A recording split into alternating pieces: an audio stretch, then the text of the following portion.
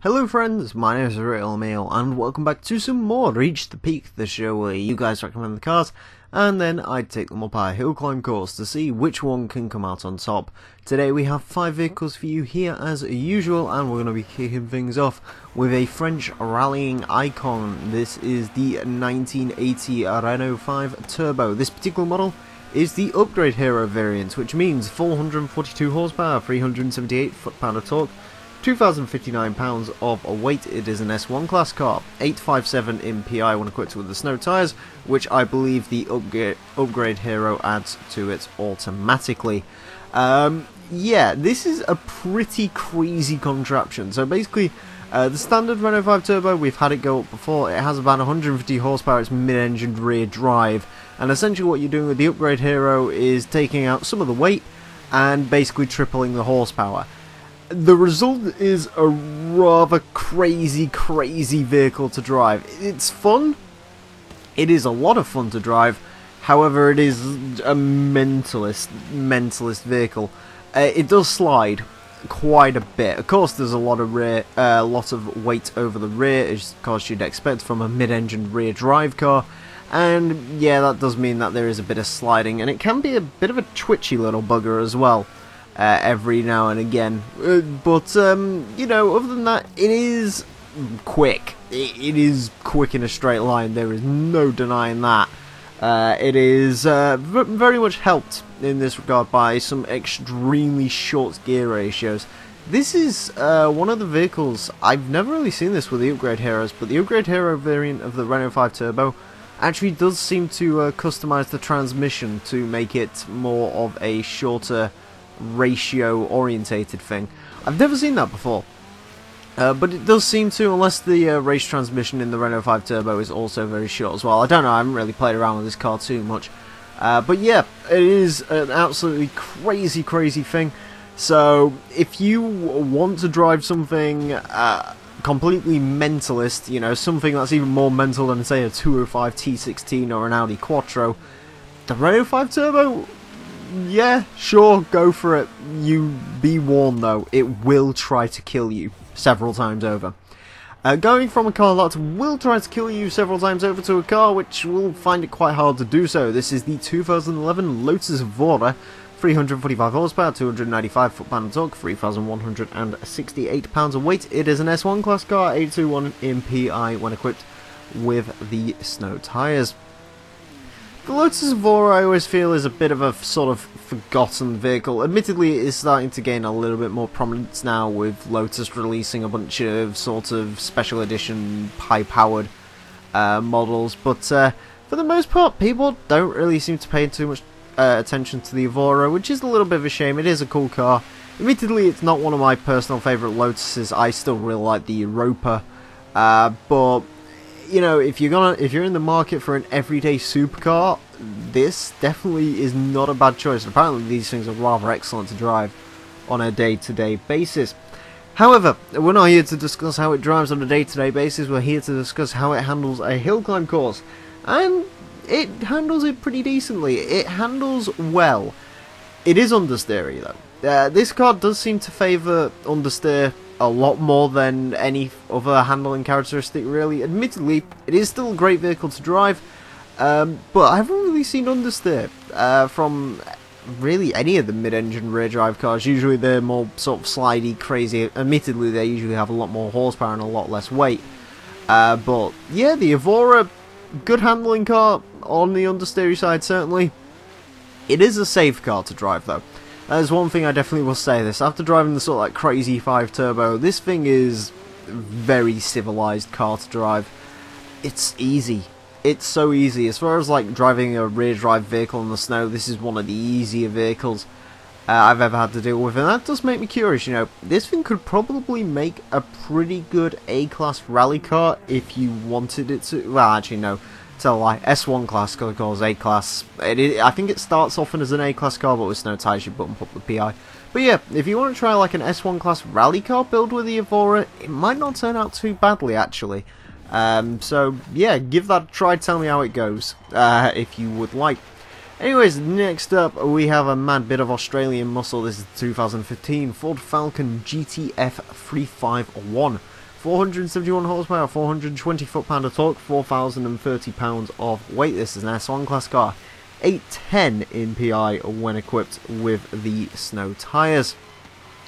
The GTF 351 was essentially the last high-performance Falcon, like the ultimate Falcon model, if you will. Of course, they did have the XR8 after this, which was based on the newer body style, but the GTF was sort of a crazy, let's go after the HSV GTS style of vehicle. And admittedly, if you're going to compare this to the GTS, it is a fair way down on power to the GTS. The GTS has 566 horsepower, I believe, well, as this Falcon only has 471.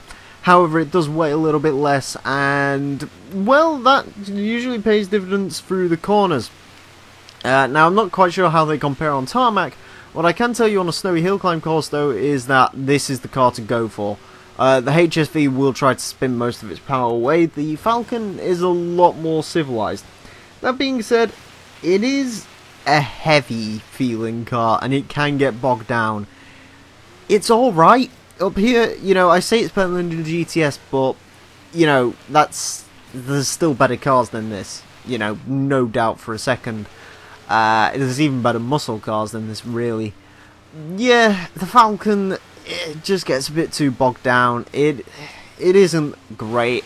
If I was choosing a Ford Falcon for this sort of thing, or just in general really from the new Falcons, I'd probably go with the XR8. It's a little bit more versatile, and at least up here, in my personal opinion, I do think it was the slightly better handling, slightly more controllable vehicle of the two. But the GTF isn't bad. It's alright, you know, that's all it is really. It's just nothing majorly great, which is a little bit of a shame. Next up, we move on from one slightly mad Australian muscle car to a very crazy American muscle car. This is a 2015 Dodge Charger Hellcat, 707 horsepower, 650 foot-pound of torque, 4,575 pounds of weight. It is an S1 class car, 849 in PI. When equipped with the snow tyres, it is the most powerful vehicle here today, the torquiest vehicle here today, and the heaviest vehicle here today. So we've had the Challenger Hellcat go up, and that was suitably mental, and I was sort of expecting a similar thing from the Charger. Now, admittedly, personal opinions between the Charger and the Challenger, I would much rather have the Charger over the Challenger. I think it's a slightly better looking vehicle, and I also kind of like sort of the slightly more stealthiness you get from the Hellcat Charger. I also believe it's a fair bit cheaper as well when it comes to real life. But anyways, the Charger, what is it like? Well, at first it's kind of similar to the Falcon. It's heavy, it does slide, however, unlike the Falcon, this thing doesn't get bogged down. And while sure it's slidey, it definitely isn't the best handling vehicle in the world, I can tell you that much. Surprisingly enough, it's a more consistent handling car than the Falcon. The Falcon, it could get bogged down, it could slide a little bit through corners, and then other times it'd be absolutely fine. At least with the Charger, you know what you're getting. You're getting pretty moderate oversteer through every single corner. And you can adapt to that really well. And that's sort of one thing that I got with the Charger I didn't really get with the Challenger, you know. The Challenger was always spinning its power away. I don't know what it is about the Charger. I don't know if it's just got a slightly better differential in it, or the extra weight of the Charger sort of helps it out a bit more, but yeah, this is a better car to drive than the Challenger when it comes to driving it up here. Certainly, it feels a bit more grippy, which I shouldn't really be saying that about a 707 horsepower muscle car, but there you go. Yeah, it is, again, it's not the best car in the world to drive up here. I wouldn't recommend it at all, but it isn't bad. If you are stuck up a mountain, you have a choice between a Dodge Challenger, a Ford Falcon GTF, and a Charger Hellcat, go with the Charger. That's just my personal opinion. And now, moving on to our final car of today, it is the 1979 Toyota Land Cruiser FJ40. 135 horsepower, 210 foot-pound of torque, 3,413 pounds in this particular guise, and it is a C-Class car, 531 in PI. When equipped with the snow tyres. I should mention this car is 1 PI over what it should be, which is 530 when you just put the snow tyres on it and nothing else. However, you may notice it has some cosmetic mods. It has a roof rack which adds £4, but fear not, because I also have a weight saving snorkel on this vehicle which removes £8, so this thing's £4 lighter than it usually would be. Although ultimately I don't really think that affects the hill climb times too much, especially when you come to vehicles that are as quick as this, or rather not as quick as this. Of course, it's the least powerful vehicle in today, the least torquey vehicle, and the lowest in PI.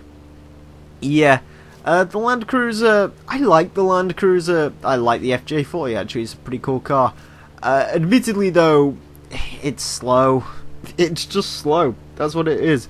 It is an excellent handling vehicle, I will certainly say that for it here today.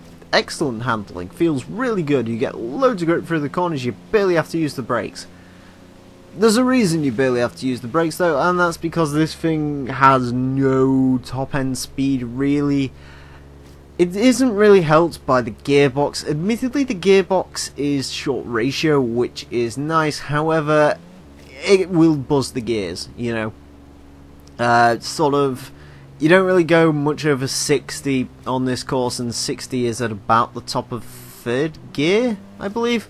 So I was sort of constantly buzzing this thing into the limiter and out of the limiter and then back into it again, just to try and get as much power and as much torque out of it as I can.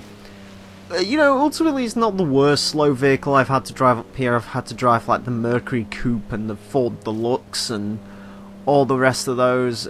You know, the Land Cruiser, again, it's a great handling vehicle, it's just not quick. There's just no power in it, really. Admittedly, that's kind of what you expect from this car. I believe this is one of the lowest starting PI cars in the game. It starts out at like a D-class car, 225 in PI or something like that. So, yeah, there isn't really a whole lot of speed in it, as you'd expect. But it's a fine vehicle. If you build them up and stick a decent engine in them, they are pretty capable vehicles, you know.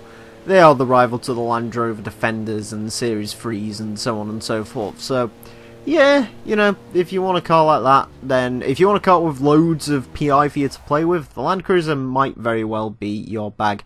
Anyways, we move on to the times for today, and the fastest car of today is the Renault 5 Turbo Upgrade Hero, going to 41st with a 209.730, which is pretty darn good, beats the Alfa Romeo 33 Stradale, Mercedes-Benz A45. The Lotus Evora goes into 49th with a 212.099, beats the Lexus LFA, which is a pretty big deal. It's slightly off of a Land Rover Supercharged, pretty good times from both of those vehicles. Moving down the board some more, the Charger Hellcat does really well, goes into 57th with a 213.834. That is some 5 seconds up on the Challenger, I believe, which is really very, very good going. Good time from the Charger. Yeah, as I said, it is a better version than the other one, the Challenger.